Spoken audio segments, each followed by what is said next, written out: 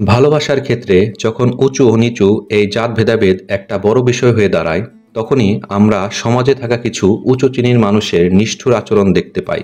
আজকে আমরা এই মুভিতে দেখতে চলেছি জাতিভেদের কাছে কি শেষ পর্যন্ত ভালোবাসা হেরে যাবে, নাকি সব বাধা পেরিয়ে ভালোবাসায় জিতে যাবে।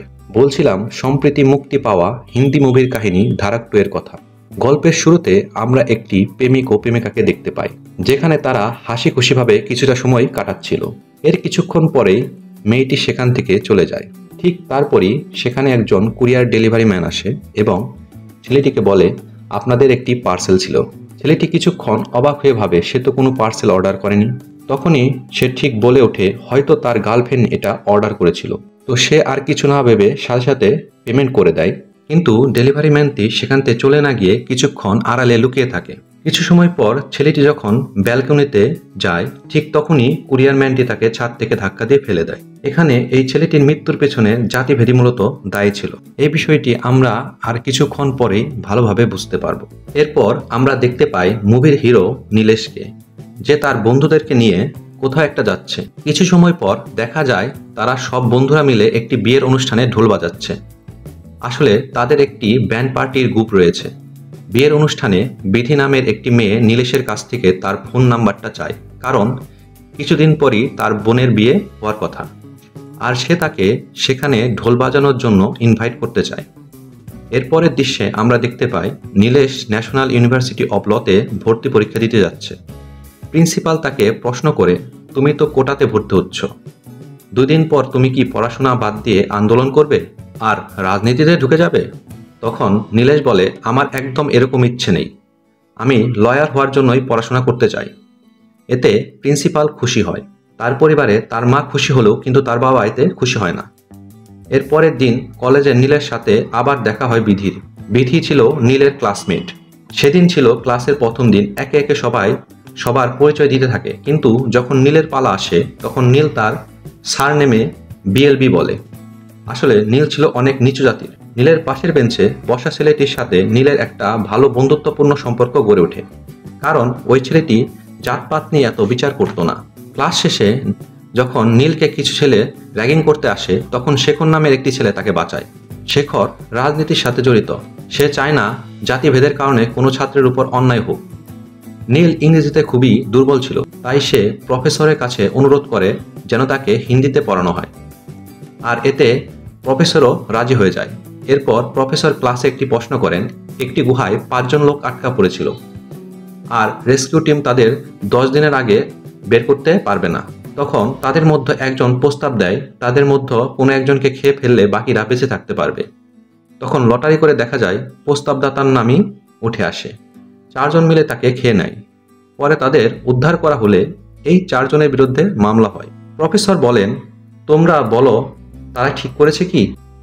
নীল এই গল্পটি যখন তার মা ও বন্ধুদেরকে শোনায়, তার মা বলে ওঠে, জঙ্গলের নিয়ম হচ্ছে হয় মরো না হয় মারো।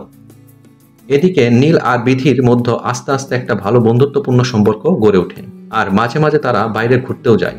একদিন এক প্রফেসর ইংরেজিতে ক্লাস নিচ্ছিলেন, কিন্তু নীল কিছুই বুঝতে পারছিল না। তাই সে তার বন্ধু দেখা দেখি খাতার মধ্যে কতগুলো শূন্য লিখতে থাকে। আর প্রফেসর খাতা যখন দেখে তখন সে নীলকে অপমান করে। নীল স্যারকে বোঝাতে চায় যে এখানে অনেকেই তার মতো কথা বুঝতে পারছে না, কিন্তু স্যার তার কোনো কথাই শুনতে রাজি নয়। স্যার তাকে ক্লাস থেকে বের হয়ে যেতে বলে। গ্রামের মানুষ তাদের নিচু চোখে দেখত, আর অন্যায়ের প্রতিবাদ করার জন্য নীলের মা নীলকে লয়ার হওয়ার জন্য উপদেশ দেয়। বিধির বোনের বিয়ে ঠিক হয়েছে।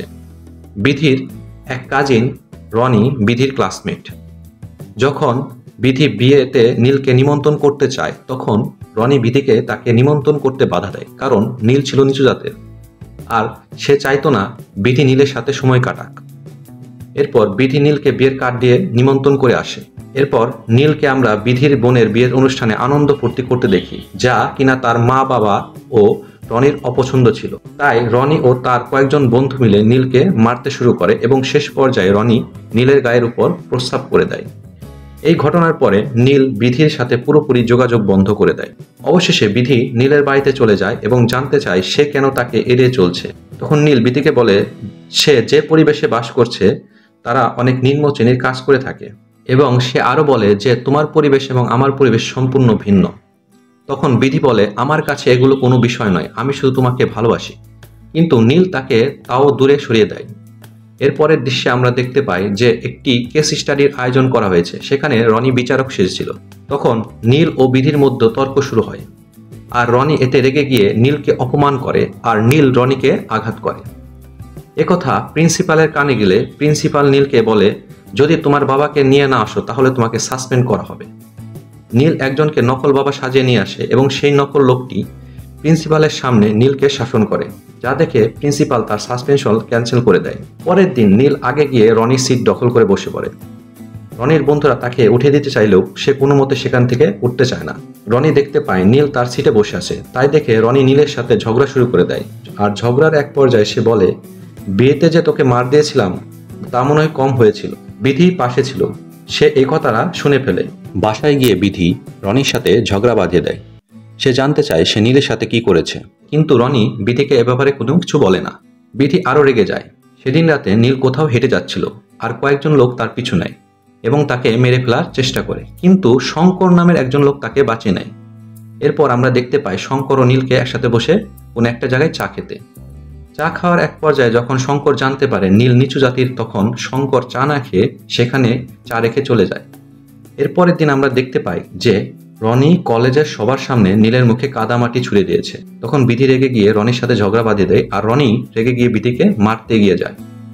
ঠিক তখনই নীল রনিকে থামিয়ে রনির মুখে কাদামাটি মাখিয়ে দেয়। এরপর প্রিন্সিপাল বিচার করার জন্য তার বাবাকে আবারও ডেকে আনতে বলে, কিন্তু নীল এবার তার আসল বাবাকেই কলেজে নিয়ে আসতে চায়।